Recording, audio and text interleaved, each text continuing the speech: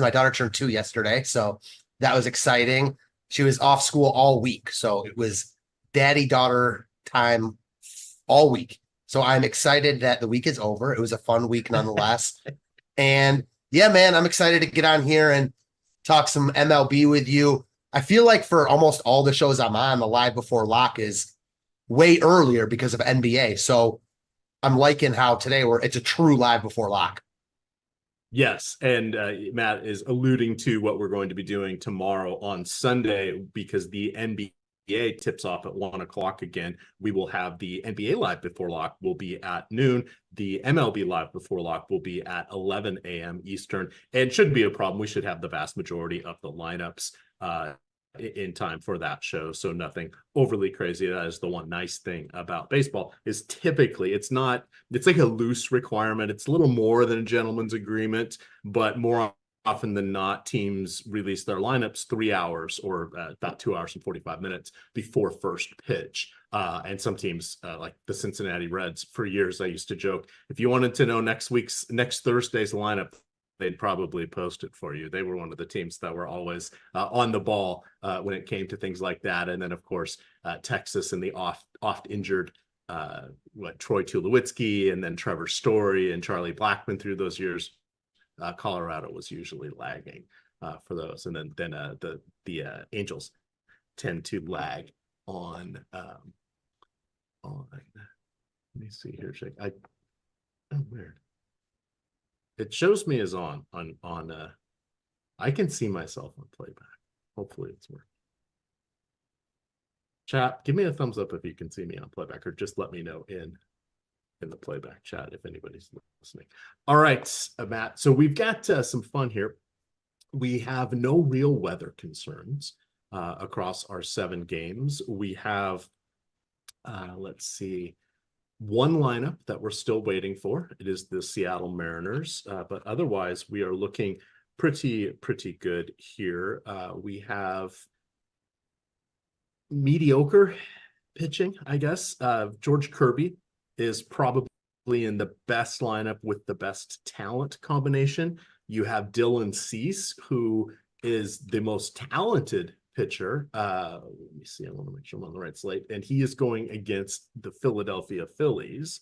So that's kind of a tick against him. And then you have Aaron Svali, who is decent, suddenly learned how to throw a lot of strikeouts or a lot of strikes when he moved from your Cleveland Guardians to Tampa Bay. He's got that cherry matchup going against the Chicago White Sox, but he got roughed up in his last outing. A lot of walks, a lot of runs. Where is pitching taking you today?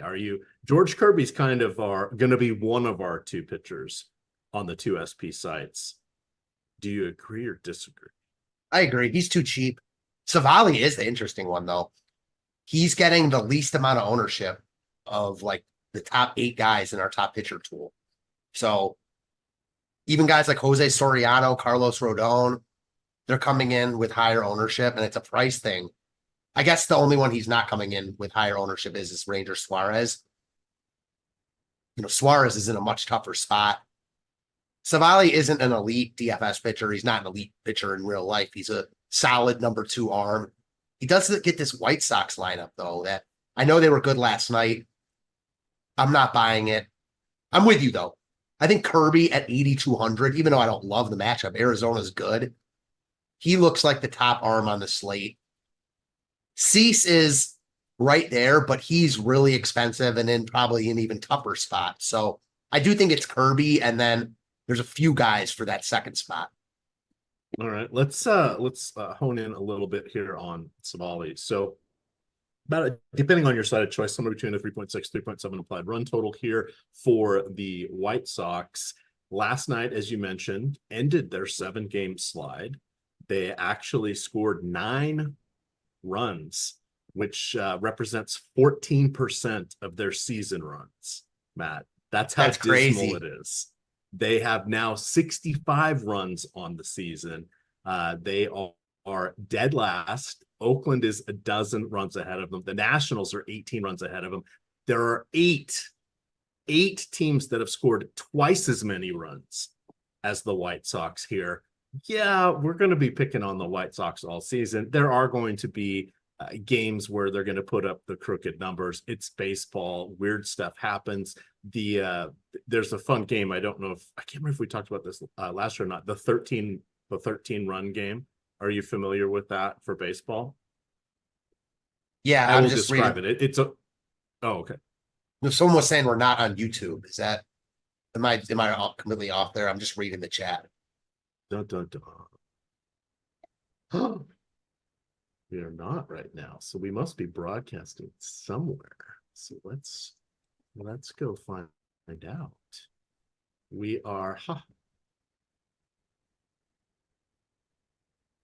So I think we popped in on tomorrow's live before locked. So I will drop that in there as well. Hi guys, here is the show.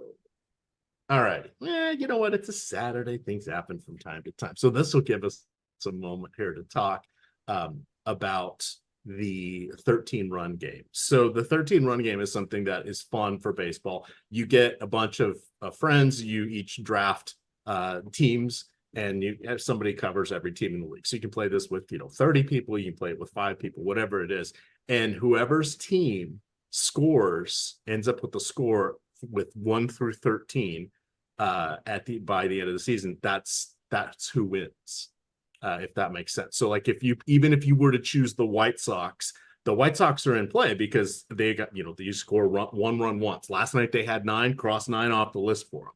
So some teams that are really, really good, it's harder for them to get 1 or 2 runs if they're really, really good. Even the teams that are crappy, they're going to pop off for a certain number of runs. And then usually there's a couple teams that just, oh my God, the Yankees haven't scored 8 runs through 49 games. What the hell? They're supposed to be good. And they're either getting more or less than 8 runs. So it's one we used to play a lot. The advent of DFS sort of got rid of fun little games like that, but we used to bet on that one a lot, Matt. And it was just one you just kind of keep track, and you didn't have to have the internet to be able to play that game. You just needed to look at the paper each day. But that was the 13 run game. So, all righty. So I think we're kind of collecting everybody back again. Thank you, everybody, for the patience. Sorry, we were technical difficulties. We're broadcasting, just not exactly where we thought, but we are there on playback, and now you should be able to find us on YouTube. So hopefully we are good to go there. So kind of circling back here, we were talking about the top pitching here. So Aaron Savale, he and Kirby are kind of the 2 guys I am looking at. Savale gets the great matchup against the White Sox. He had I can't remember what I always default to Tommy John surgery, but he had an injury at some point, got traded from Cleveland to Tampa Bay, made 10 starts for them last year. He's got a couple starts under his belt for them this year. His strikeouts popped up to almost 11 per 9 innings when he was in his 12 games that he has been with Tampa Bay. They sort of tweaked where he was standing on the mound, made a couple tiny adjustments to some of his mechanics, as they often do when they acquire pitchers. We shall see. Was his last outing, was that just a baseball being baseball outing? Was it a bad outing? Has the league figured him out? Is he harboring some sort of injury? Is this a precursor of things to come? Is the magic worn off? We don't know that for sure, or what's going on. As Matt mentioned, he is a decent starter. He's a perfectly good middle of the rotation starter. Tonight, I think, is his 93rd or so career start. But he has been around for quite a few years. So injuries have kind of knocked him out a couple times here. I like him a fair amount. Would you go to him as your sole pitcher, Matt, if you're hand building 3 or 4 lineups? You mean on FanDuel as on pitcher site? Like on FanDuel. Yes. I don't think it's crazy. I don't think he's expensive there also. So I still like Kirby more. I know the spot is much harder for Kirby, but I think he's a better pitcher than Savale, and he's significantly cheaper. Ownership on Savale is right there with Kirby too. So I do prefer Kirby.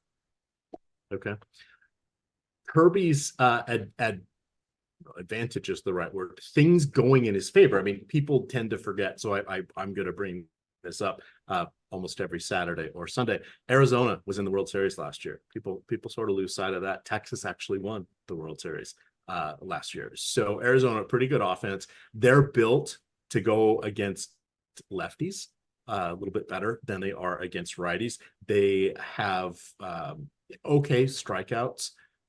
We know that Kirby, his calling card is he rarely walks anybody. Kirby has like over his last, I want to say 35 or so starts, like a 2.4% walk rate. That's to lefties and righties combined. Essentially, it's the best in the league. So he doesn't allow a lot of power either. Strikeouts are reasonable. Nothing to be doing cartwheels over, but his run prevention is pretty much off the charts. That's the lack of consistent, oh my God, 10 strikeouts per 9 innings or better is what keeps him from being a true DFS ace, but picking him in certain matchups is a savvy strategy. This is not the most favorable matchups, but it's not bad either. It's also going to be rather cool and sort of damp in Seattle. No rain issues at all, but the humidity is kind of up there as it is for the coastal cities. But last I looked, it was going to be in 70-75% range, and I think temperatures were going to be in the low 50s. So that's the opposite of hot and humid when the ball flies out. Cold and humid, ball doesn't fly out nearly as much, which is why we see Seattle as one of the better pitching parks year in and year out. Is there any bat you fear in particular against Kirby here? Is there anything to dissuade people from taking Kirby? I don't think so. I mean, I will say they made some roster changes yesterday. They brought up Tommy Pham, and I believe they cut Kevin Pillar. Pham's hitting second today. He might be the best hitter in this lineup. So I don't think he's particularly great, but I do think their lineup got a little bit better with the addition of Pham. But that's, grasping at straws. Nothing I'm scared of at all, really. All right, so that's the White Sox. Anybody terrify you on the Arizona front here? Yes. Okay. Which is why I think the Savali versus Kirby is a legit question, because yeah, we certainly prefer Kirby as a pitcher, but Arizona's really good. I mean, as you mentioned, they made the World Series last year. Their offense has been awesome to start the season. I generally, good pitching beats good hitting, as the old adage goes. So I still like Kirby in this spot, but I wouldn't fault anyone for, picking Savali over him, if that makes sense. All right. Where do you stand on, and I hate the term insurance stack or hedge stack. It's not even really like that with Kirby in this situation. It's more of the actual leverage stack going against him, because we're collecting a fair amount of ownership of player popularity going with him as a pitcher. How do you feel about that? I'm assuming you're building out your usual 3 or 4 lineups tonight. Yes. I don't love it. I mean, Arizona is good, so it's not the worst place to go. It's not like you're talking about the A's or the White Sox. Kirby's just really good. I know he had that one start against Cleveland where he was off. Arizona only has a 4% chance of being the top stack tonight. 2% ownership. So that in itself is intriguing, and you do get a ton of leverage. That's not how I play MLB DFS. I'm not opposed to it, but I don't just look at, okay, I need to stack against the most popular pitcher, especially when he's good like Kirby. But with a team like Arizona, I don't think it's crazy. Yeah, and I'm just gonna let's see, baseball reference, George Kirby. I'm curious to see how often he gave up more than 4 runs. We'll kind of look at last year for a sample size, because that's sort of a hallmark when we start to consider looking at opposing pitchers. And I bring this up a lot for ground ball pitchers like Suarez, Framber Valdez when he's available and healthy, for somebody like Martin Perez.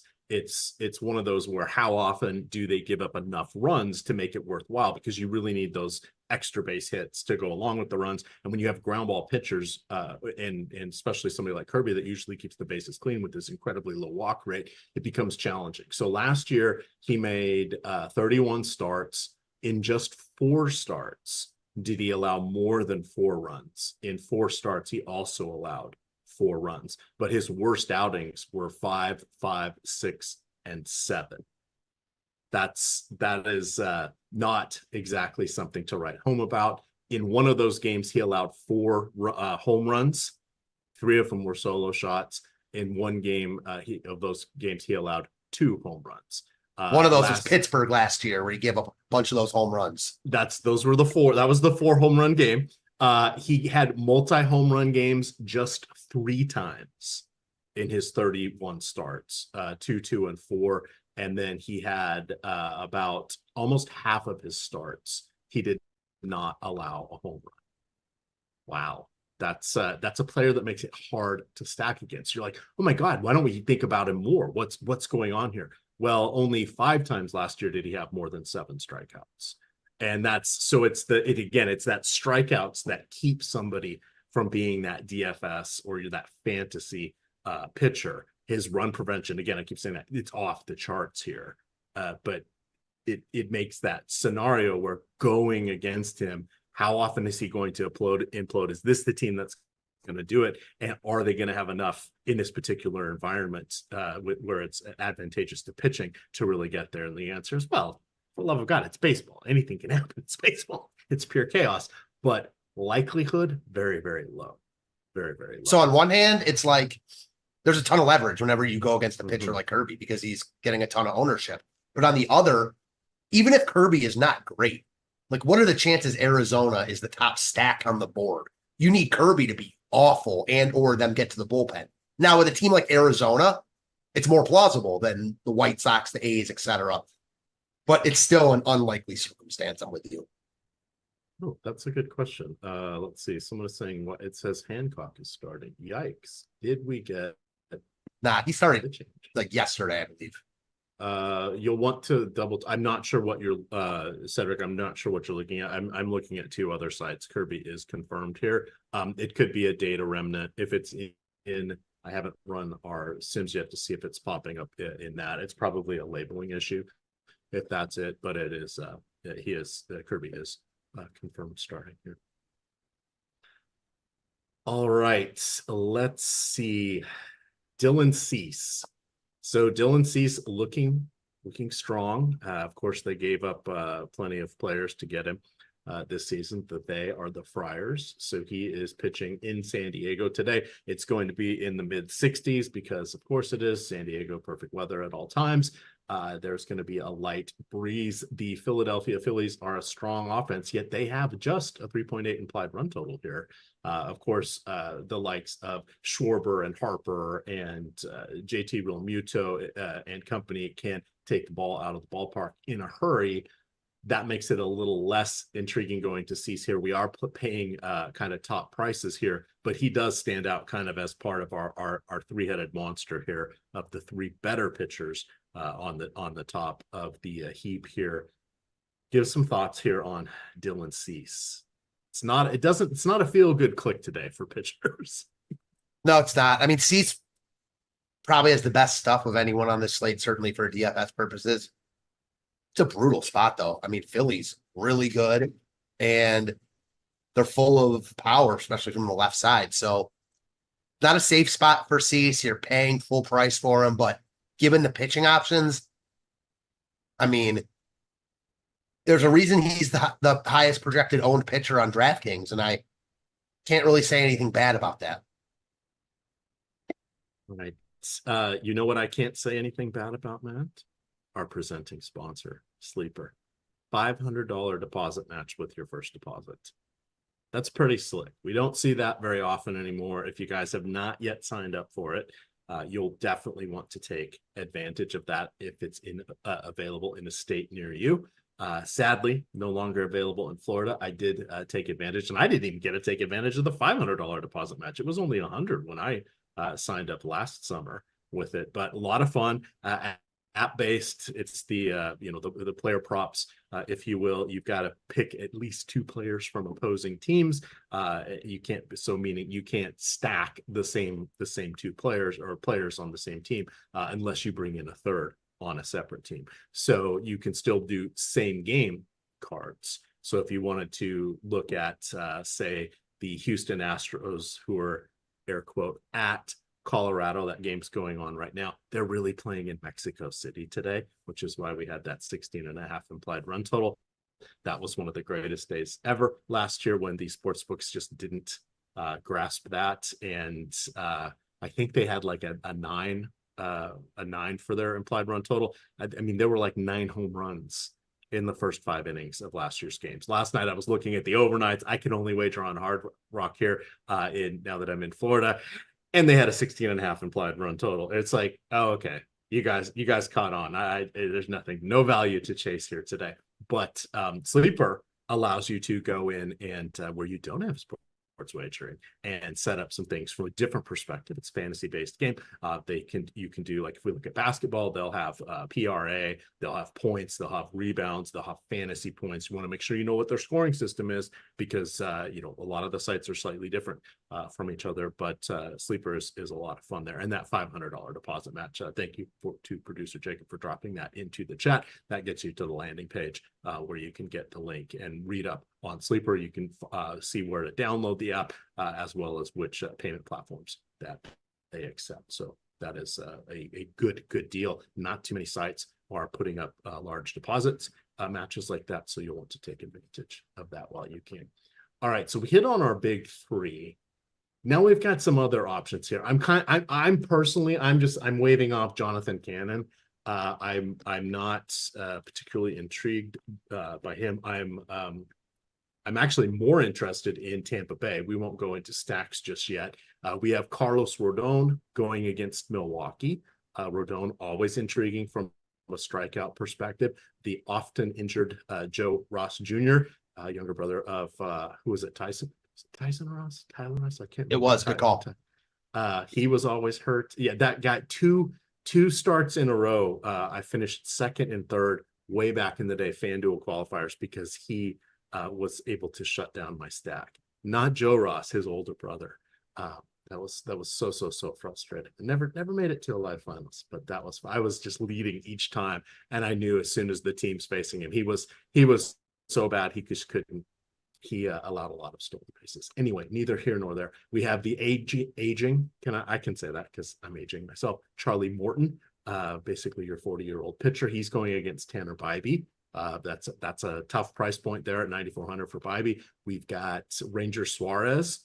He gets to go against San Diego. It's an okay spot. I'd rather have him going against 6 or 7 other teams on this slate rather than San Diego, but he's in contention. Martin Perez, funny enough that those guys are in here. He gets the good matchup against San Francisco. Perez, again, he limits the runs. The challenge with him, not a lot of strikeouts. He's a heavy ground ball guy here. He is in play for a quality start, but he's better as an SP2. I guess Jose Soriano, maybe we have a little bit of interest in him. I picked against him in his last start. He did okay. He is staring down a 4.6 implied run total here from the Twins, but the Twins, are we that scared about anybody from the Twins? Trevor Larnach is batting cleanup. Max Kepler is batting 5th. Alex Kirilloff, your non-traditional leadoff hitter. What are you liking from our next options? I don't even want to call these guys secondary options, Matt. What do you like from the remainder of the pitching? Hicks looks pretty good at 7,700, although he's sliding. His trends are sliding downwards a little bit, so I'm not excited about him. Soriano, yeah, it's a boom bust spot. We know Minnesota has power, but they also strike out a ton. He's 7K. I didn't think he was going to be a guy I was looking at hard on the slate, but he is. Just too good of a price tag for a guy with strikeout upside against this lineup. Suarez, a little bit too expensive for this spot for me. Morton, not enough strikeout upside. So out of this other group, I think it's really just Soriano for me. Okay.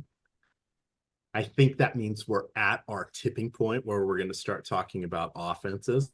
So that means stacks. But in the interim, producer Jacob's going to show us the lineup generator here, because we have a deal right now for the MLB lineup generator. If you sign up using the link below us here in the YouTube description and the promo code double, as in baseball hit, 2-base hit, right? A double, 2-bagger, but the word double is what gets it for you for a week for $5. pretty good deal to jump in there. Let me call up the lineup generator myself so I can sort of talk through it. Key things about it: one, it is built on the same engines and tools that our sims run off of. It meaning it's got the boom bust concept of the boom bust tool in there. It's got the leverage tool, the top stacks tool. All of that stuff is combined into this behind the scenes. You're just not pushing as many buttons or making as many adjustments as you would be for the sims. If we click on, I'm just going to click on FanDuel here, but you get stack types for DraftKings 5-3, 5-0, and 4-4. FanDuel, you get 4-4, 4-3-1, and 4-2-2. So if we just say 4-4 here on FanDuel, you can choose your lineup types. You can accept all lineups. You can go with contrarian, balance, chalky. Chalky lineups do not mean the same thing that they do in NBA, and especially the NBA playoffs. You can run chalky lineups that really aren't overly chalky. It just takes a couple tweaks to your hitters, and you're not going to be seeing a lot of duplication here. In baseball, you can lock in up to one pitcher and one hitter if you so choose, and then you can start building out your lineups. The lineups will pop up. You can decide if you like it. You click the green save. If you don't like it, you hit the discard. Save up to 20 lineups in the holding pen. Once you've done that, you can go over and look at the lineups there under the view saved lineups. And then you'll see to the left will be each lineup. To the right will be your player portfolio. If you click on any player, it will then highlight on the left that the lineups that player is in and bring those up to the top. You can expand on them. Maybe you say you've got a particular pitcher that this is otherwise the perfect lineup and it's got Jordan Hicks in it, and I want to swap Jordan Hicks out. You can swap Jordan Hicks out if you would like, or you could trade out a hitter.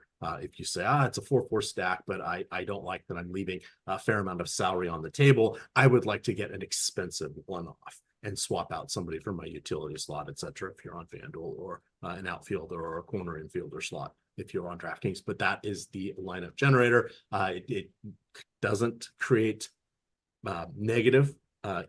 It's expected value. It doesn't create negative EV lineups. It's building out that tens of thousands of lineups behind the scenes, and then it is selecting for you different ones based upon your parameters. Again, you're not, Matt and I could sit here for hours and we could each hit this a couple thousand times, and we're not going to get a duplicated lineup from each other. There's enough built out in the holding pen there that's not going to be an issue for duplication. So anyway, just wanted to bring that up and show you guys what exists. But again, the promo code for that is double, and that gets you a $5 for your first week of the lineup generator.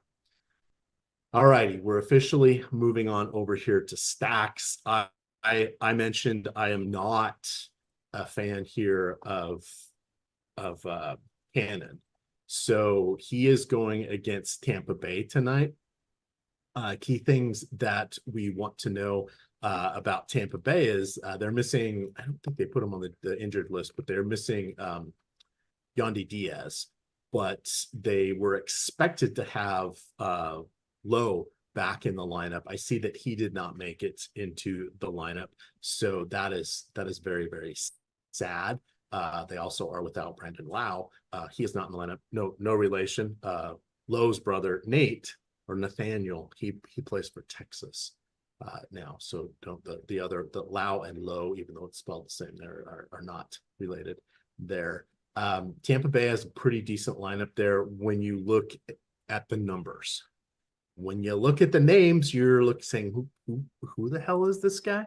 Isaac Paredes has all sorts of power in righty-righty matchups. You've got Randy Arozarena, who has his postseason triumphs, so he is the one known person. You've got Richie Palacios. He is batting leadoff. He is the lefty. He is one of their more talented prospects. Austin Shenton is just $2,000 on DraftKings. He is batting cleanup. Tampa Bay makes for a fine lead stack at that price there with Austin Shenton. They're at first base. They're one heck of a 2 or a 3-man counter stack there.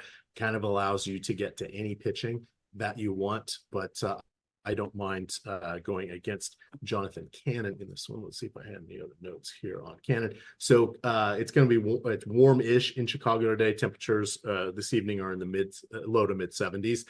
Cannon is up from AAA. He's not going to stick around in the rotation for too long. He has not worked above Double-A until this season, so this is probably one where he's up for a couple starts. Hey, if everything goes well, he'll stick around, but if he starts to melt down, they're going to kick him back down to the minors so he can get a little more seasoning against Triple-A.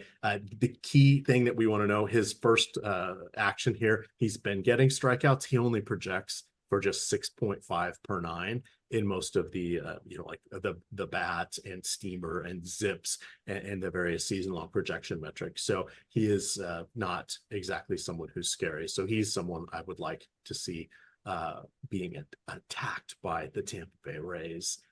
How do you feel about the Rays? Who's bubbling up for your primary stack here?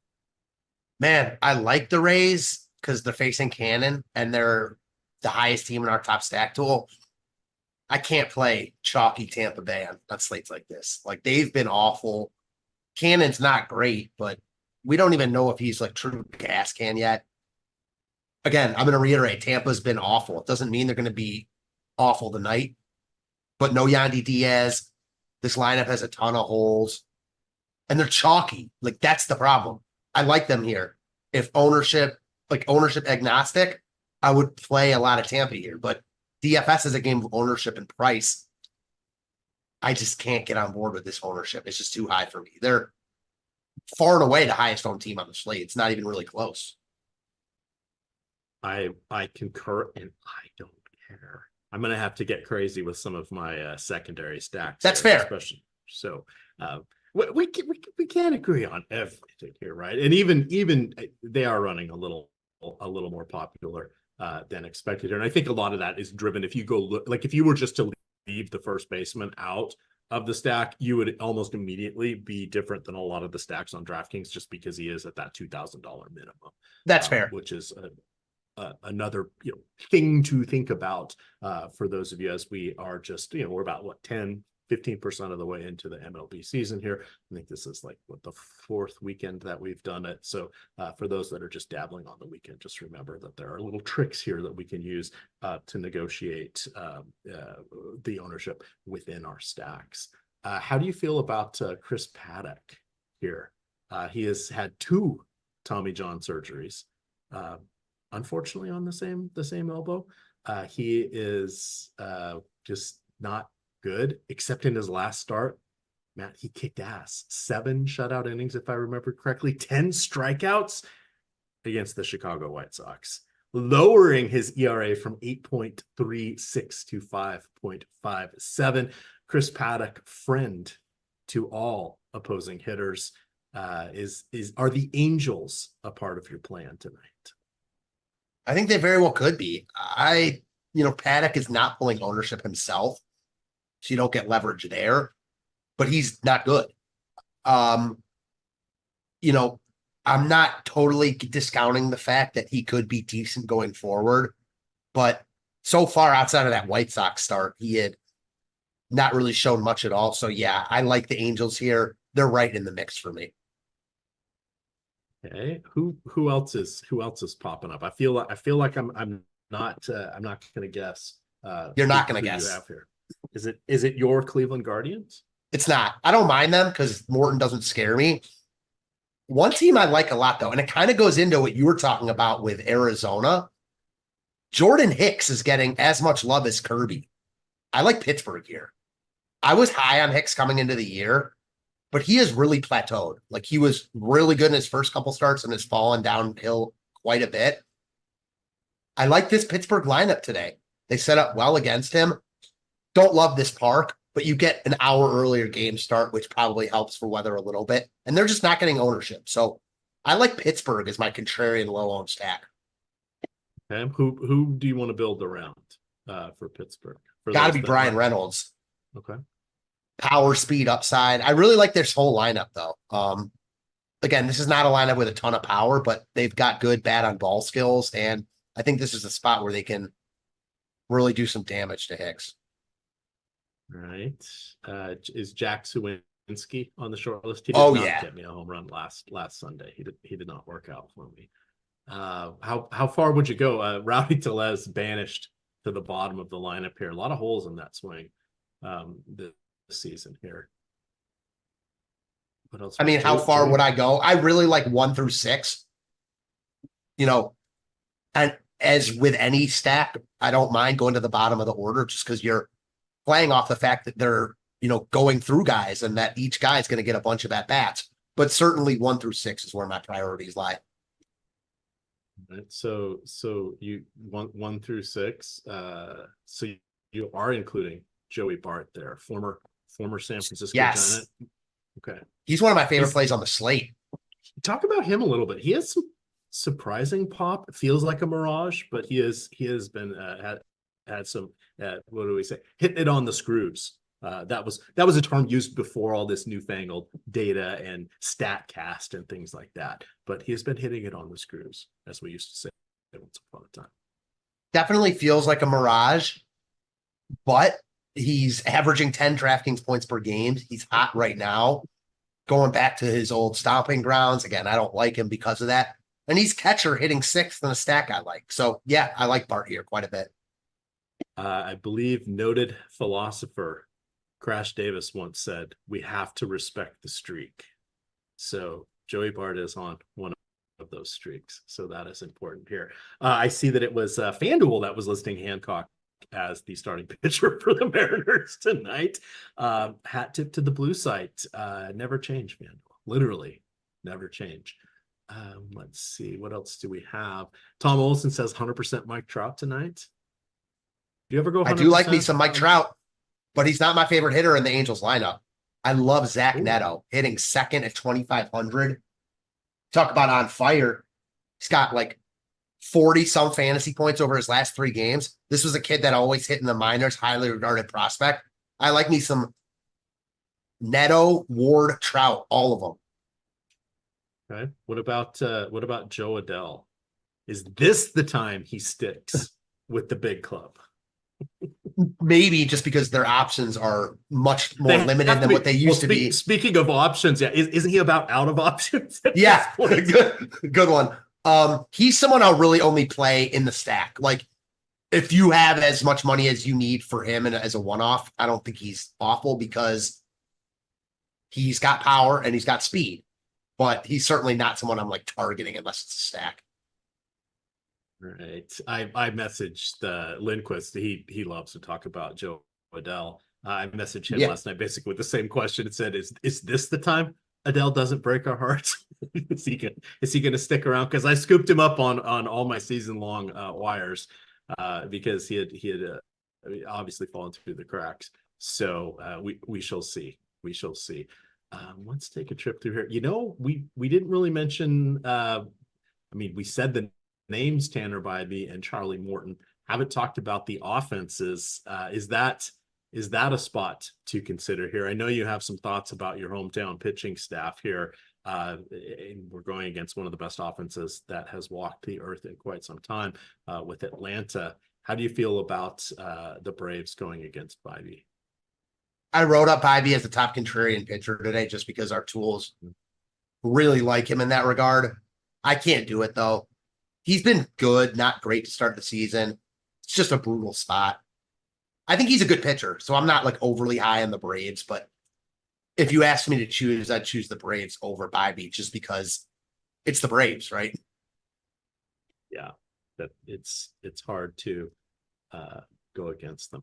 You mentioned your article. Matt has a free article on the site pretty much every day, actually, too, because you also do basketball. I do as well. I've got the Spotlight Pitchers and Top Stacks article. Matt writes up some contrarian stuff. We also have some new writers that are contributing most days, depending on the sides of the slate, but they're looking at some of the cheaper plays that are out there, etc., just to give you guys a little bit different flavor of what we're looking at. Most of us are writing based upon what our stochastic tools are telling us. It's sort of a way to interpret and understand what the tools are doing. So that is very, very helpful. And it's far more advanced than we first started when I first started writing MLB articles back in 2012 when we were more worried about splits.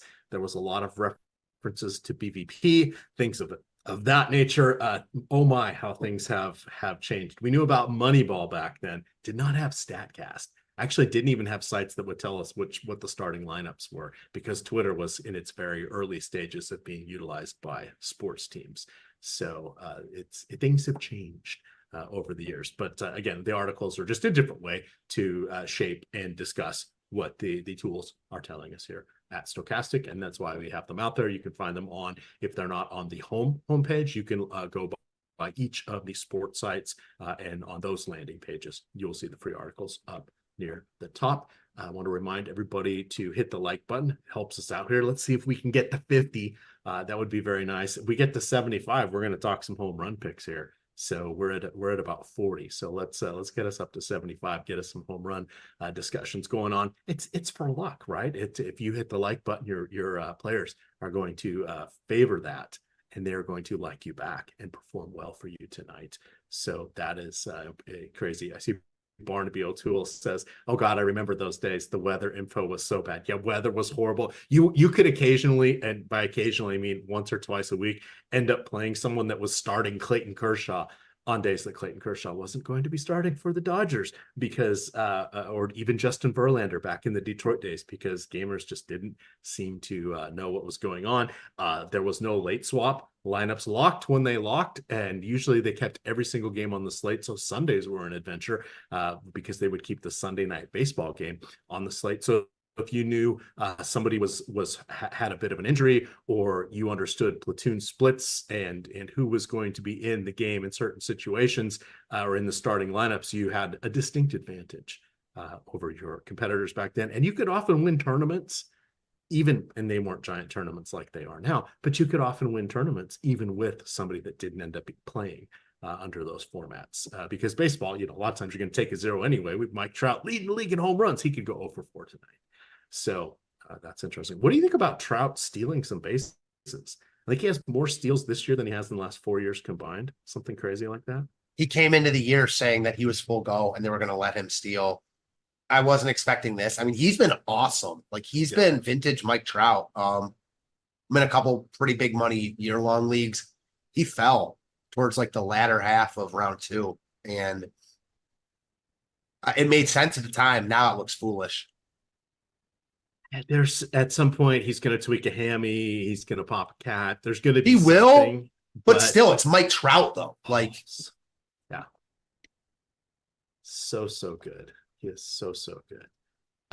Let's see, what else do you have? Now we're down on some secondary stacks here, some contrarian type discussions. What is popping up here for you? Oh, and we're at 71 likes.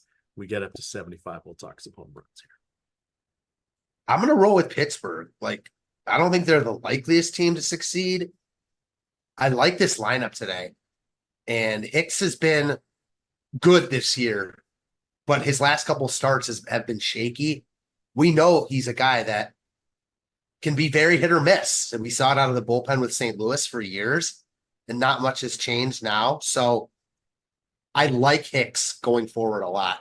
I just don't think that he should be nearly as owned as Kirby, Cease, etc. So that's where I'll go for my leverage here. All right. Yeah, Tom, don't put that Mike Trout 0 for 4 curse out there. I know. Trout is always, I mean, it's so funny when you're on the late slates and he hits a home run and you're so excited and you go look, and you're like, I didn't move in the standings because he's 45% owned. That's the worst. Ridiculous like that.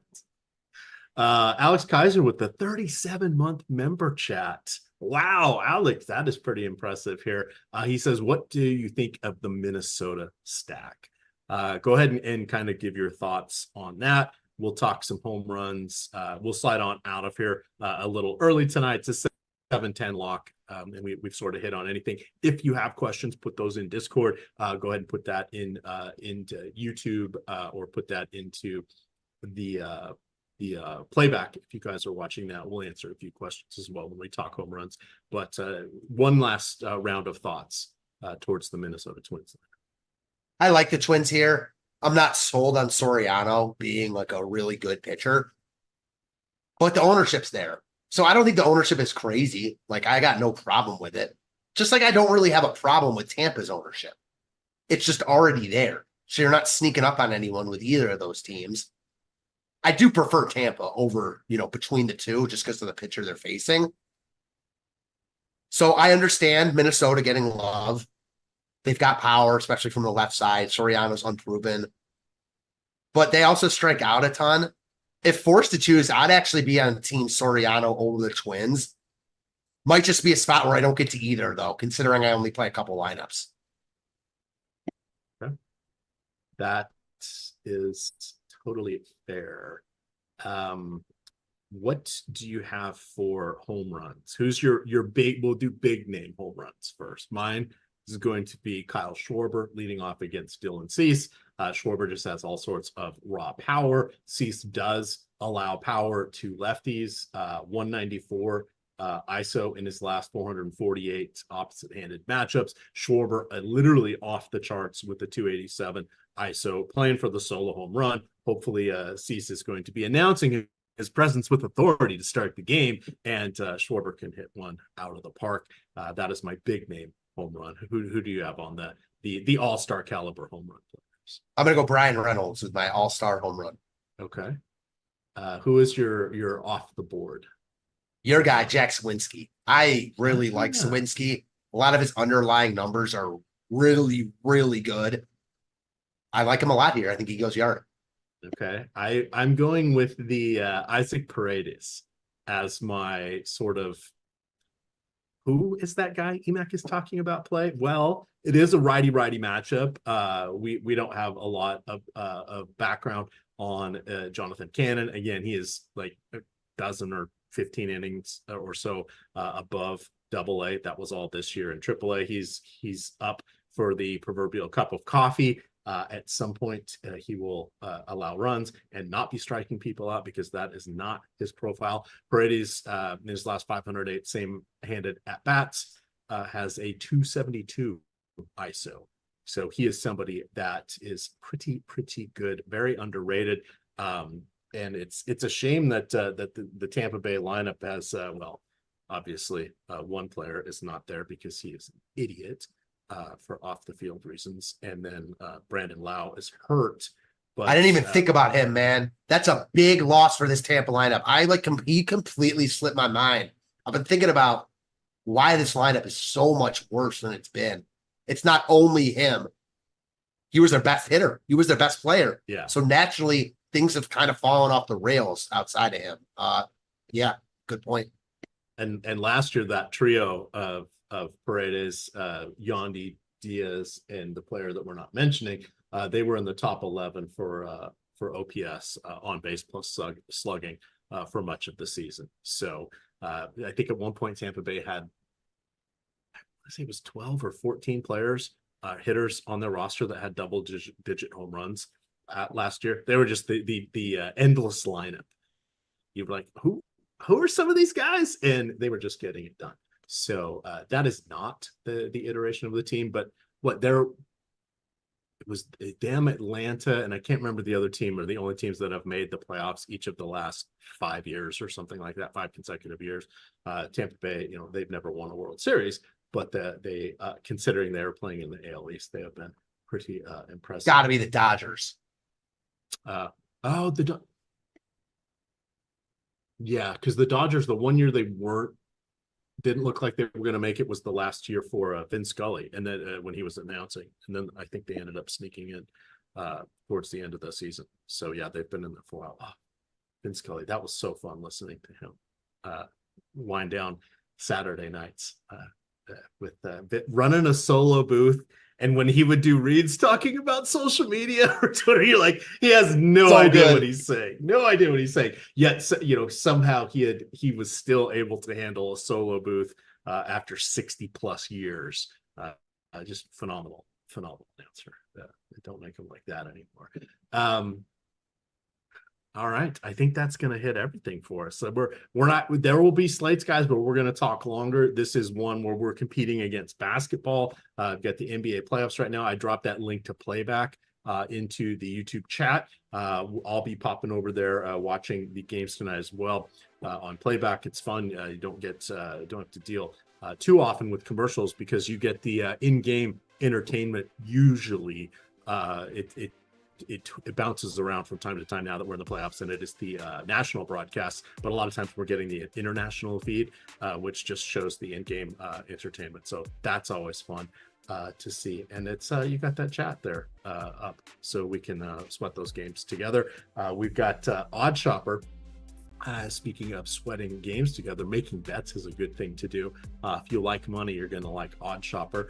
You can get in on that for $14.95 a week or $49.95 per month. It is the market-based approach to sports wagering. Collects all the information across all of the sports books that are out there, over a dozen, come in on our feeds here, and then it highlights which wagers are mispriced against the other books, and you can see stuff popping to the top all the time. Now, when these bad numbers or these soft numbers get hung by the books, they don't last very long. So you always want to be going and looking at Odd Shopper there, because the books usually will pull things down if a wager gets a lot of activity on it. And we're talking mostly player props here, right? It does have information there for sides and totals and spreads, but that's a much more efficient market, even when you get to baseball. But it's fun checking that stuff out. Yes, it's not going to be fun because it's going to be recommending a non-stop wave of unders for baseball, a non-stop wave of unders for basketball, but that's where the value is, right? Because sportsbooks know we want to root for overs, and they push those lines as much as they can, and then they hit you a second time with the juice on the line. So you want to be savvy about your wager shopping. If you read my articles, the DFS building blocks, or the spotlight pitchers and top stacks article, I would do one Odd Shopper recommendation each day in that, so you can kind of see how Odd Shopper works. I get into a lot more detail around it, and sort of share what I see when I'm picking a specific bet. Josh and Greg and Ben are doing all sorts of content as well, covering these sports. And then, of course, you have Eric Lindquist, Lindy's Leans, Likes, and Locks, does the overnights for both for baseball and for basketball on the Stokastic YouTube channel, as well as the Stokastic podcast channel. Pretty much every show that we have that is not a Live Before Lock does go out on the Stokastic podcast channel. So there we are.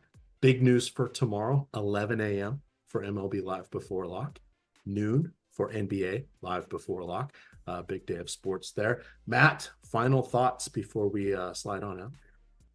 No, just can't wait to do it again tomorrow with you. Excellent. All right. Well, with that, I'm sliding on over to playback. I'm going to eat some dinner, watch some basketball here. Oh, I better remember to set my baseball lineups. We still have 15 minutes before lock. That a good thing I reminded myself, because otherwise I'm going to miss that 7-10 game, and all of a sudden I'm just going to be playing the West Coast games 150 times here. Not exactly what I want to do, but you guys can follow Matt on Twitter at Fantasy Tips Matt. I am at EMac DFS, and of course it is Stokastic_COM. With that, gamers, good luck.